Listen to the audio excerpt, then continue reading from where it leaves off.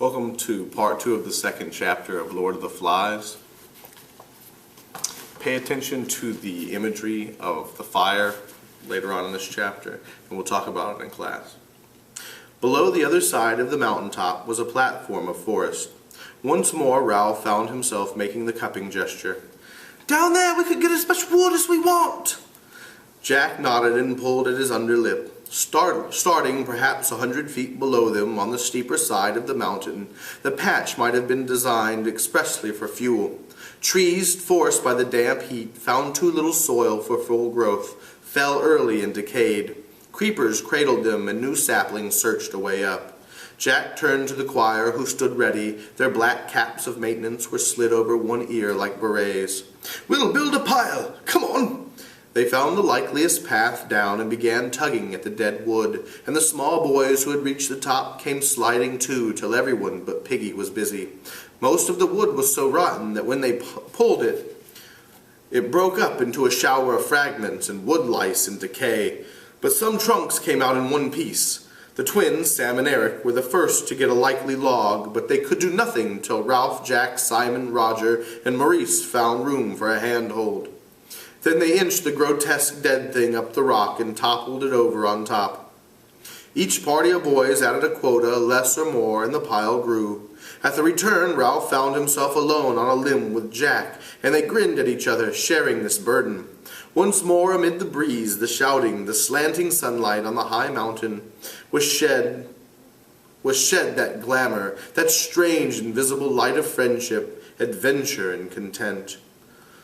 "Almost too heavy," Jack grinned back. "Not for the two of us." Together, joined in an effort by the burden, they staggered up the last steep of the mountain. Together they chanted, "1, 2, 3," and crashed the log onto the great pile. Then they stepped back, laughing with triumphant pleasure, so that immediately Ralph had to stand on his head. So together they can do anything is the idea here. Below them, boys were still laboring, though some of the small ones had lost interest and were searching this new forest for fruit. Now the twins, with unsuspected intelligence, came up the mountain with armfuls of dried leaves and dumped them against the pile. One by one, as they sensed that the pile was complete, the boys stopped going back for more and stood with the pink, shattered top of the mountain around them. Breath came evenly by now, and sweat dried. Ralph and Jack looked at each other while society paused about them. The shameful knowledge grew in them, and they did not know how to begin confession. Ralph spoke first, crimson in the face. "Will you—" He cleared his throat and went on, "Will you light the fire?" The absurd situation was open.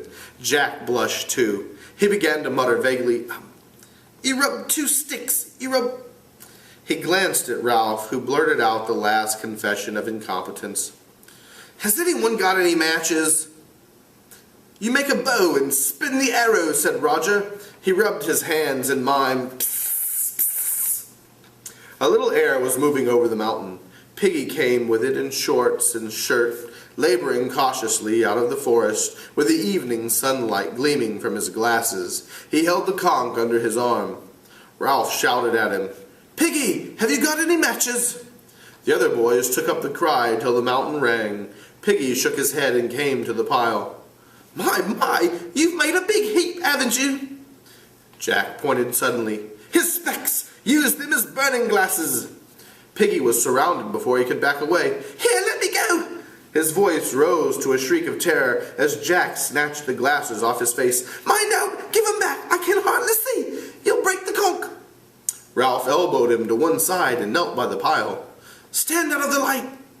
There was pushing and pulling and officious cries.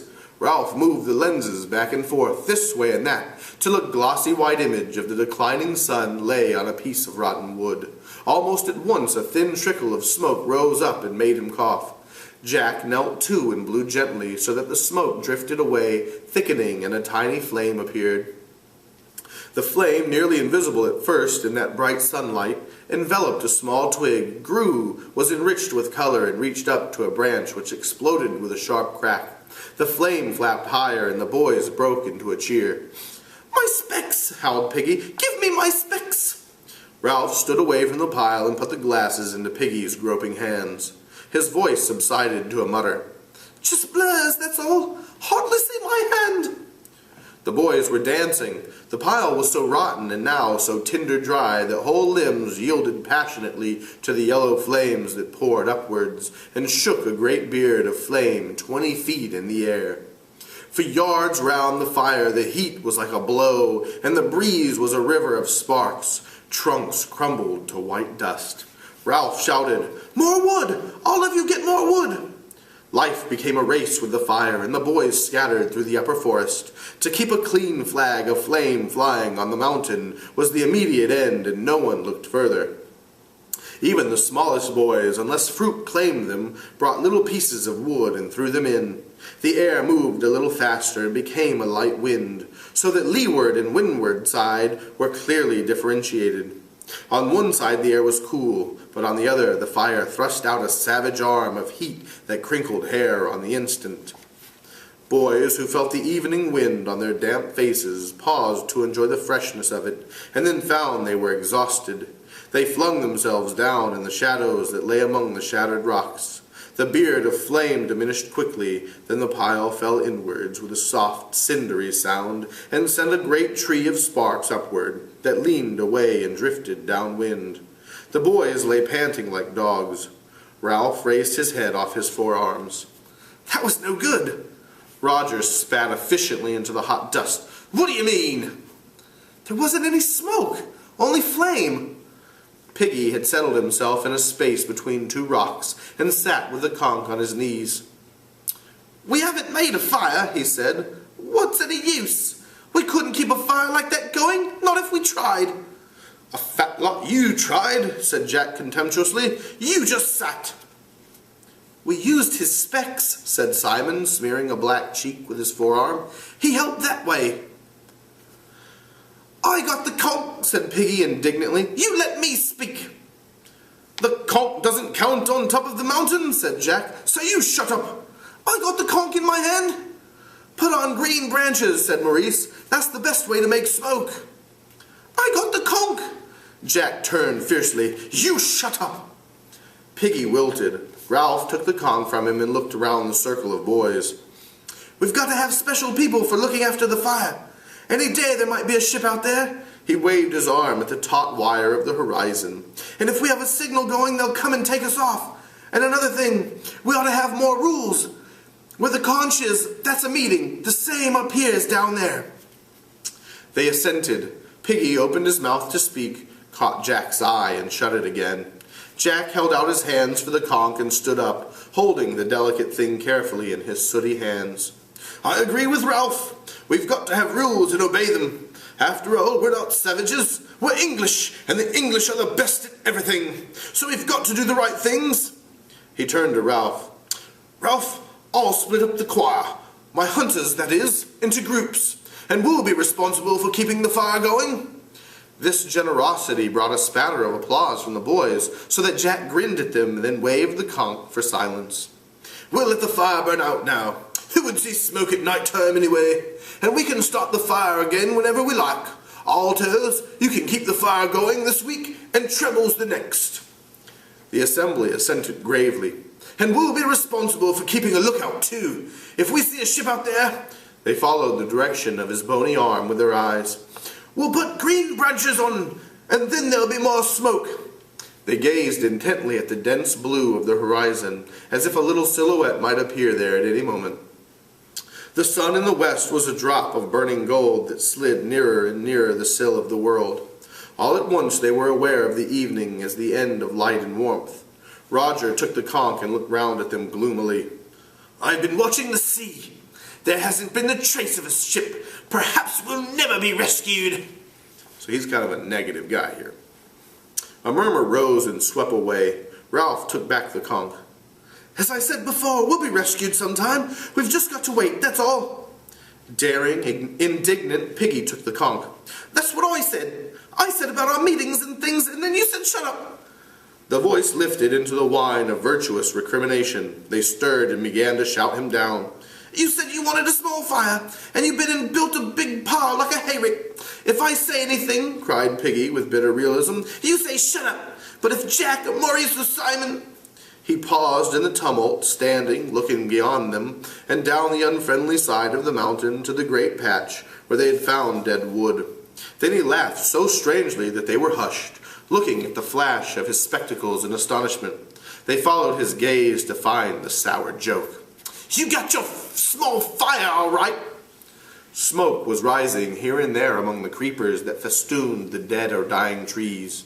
As they watched, a flash of fire appeared at the root of one wisp, and then the smoke thickened. Small flames stirred at the trunk of a tree and crawled away through leaves and brushwood, dividing and increasing. One patch touched a tree trunk and scrambled up like a bright squirrel. The smoke increased, sifted, rolled outwards. The squirrel leapt on the wings of the wind and clung to another standing tree, eating downward. Beneath the dark canopy of leaves, the smoke, the fire laid hold on the forest and began to gnaw. Acres of black and yellow smoke rolled steadily toward the sea. At the sight of the flames and the irresistible course of the fire, the boys broke into shrill, excited cheering. The flames, as though they were a kind of wildlife, crept as a jaguar creeps on its belly toward the line of birch-like saplings that fledged an outcrop of the pink rock. They flapped at the first of the trees, and the branches grew a brief foliage of fire. So first it was a squirrel, then it was a jaguar. So think about the difference between those kinds of animals and how the fire is growing. The heart of the flame leapt nimbly across the gap between the trees and then went swinging and flaring along the whole row of them. Beneath the capering boys, a quarter of a mile square of forest was savage with smoke and flame. The separate noises of the fire merged into a drum roll that seemed to shake the mountain. "You got your small fire, all right!" Startled, Ralph realized that the boys were falling still and silent, feeling the beginnings of awe at the power set free below them. The knowledge and the awe made him savage. "Oh, shut up!" "I got the conch," said Piggy in a hurt voice. "I got a right to speak." They looked at him with eyes that lacked interest in what they saw and cocked ears at the drum roll of the fire. Piggy glanced nervously into hell and cradled the conch. "We got to let that burn out now, and that was our firewood." He licked his lips. "There ain't nothing we can do. We'll have to be more careful. I'm scared." Jack dragged his eyes away from the fire. "You're always scared, you fatty." "I got the conch," said Piggy bleakly. He turned to Ralph. "I got the conch, ain't I, Ralph?" Unwillingly, Ralph turned away from the splendid, awful sight. "What's that?" "The conch, I got a right to speak." The twins giggled together. "We wanted smoke, now look." A pall stretched for miles away from the island. All the boys except Piggy started to giggle. Presently they were shrieking with laughter. Piggy lost his temper. "I got the conch! Just you listen! The first thing we ought to have made was shelters down there by the beach. It wasn't half cold down there in the night. But the first time Ralph says fire, you goes howling and screaming up this here mountain like a pack of kids." By now they were listening to the tirade. "How can you expect to be rescued if you don't put first things first and act proper?" He took off his glasses and made as if to put down the conch, but the sudden motion toward it of most of the older boys changed his mind. He tucked the shell under his arm and crouched back on a rock.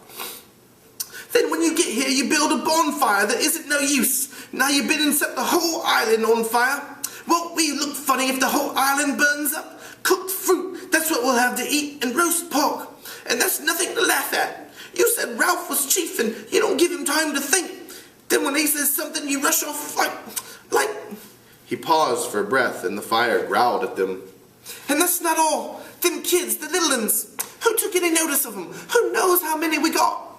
Ralph took a sudden step forward. I told you to get a list of names." "How could I?" cried Piggy indignantly. "All by myself." They waited for 2 minutes, then they fell in the sea. They went into the forest. They scattered everywhere. Excuse me. They waited for 2 minutes, then they fell in the sea. They went into the forest and they just scattered everywhere. How was I to know which was which? Ralph licked pale lips. "Then you don't know how many of us there ought to be?" "How could I with them little uns running around like insects? Then when you three came back, as soon as you said make a fire, they all ran away and I never had a chance." "That's enough," said Ralph sharply and snatched back the conch. "If you didn't, you didn't." "Then you came up here and pinched my Jack turned on him. "You shut up! And them little ones is wandering around down there where the fire is. How do you know they aren't still there?" Piggy stood up and pointed to the smoke and flames. A murmur rose among the boys and died away. Something strange was happening to Piggy, for he was gasping for breath. "That little one," gasped Piggy. "Him with the mark on his face. I don't see him. Where is he now?" The crowd was as silent as death. "Him that talked about the snakes. He was down there." A tree exploded in the fire like a bomb. Tall swaths of creepers rose for a moment into view, agonized, and went down again. The little boys screamed at them, "Snakes! Snakes! Look at the snakes!" In the west, and unheeded, the sun lay only an inch or two above the sea. Their faces were lit redly from beneath. Piggy fell against a rock and clutched it with both hands. "That little one that had a mark on his face, where is he now? I tell you, I don't see him." The boys looked at each other fearfully, unbelieving. "Where is he now?" Ralph muttered the reply as if in shame. "Perhaps he went back to the... Beneath them, on the unfriendly side of the mountain, the drum roll continued. So you can guess what happened to the boy with the mulberry-colored birthmark. And that's it for Chapter 2.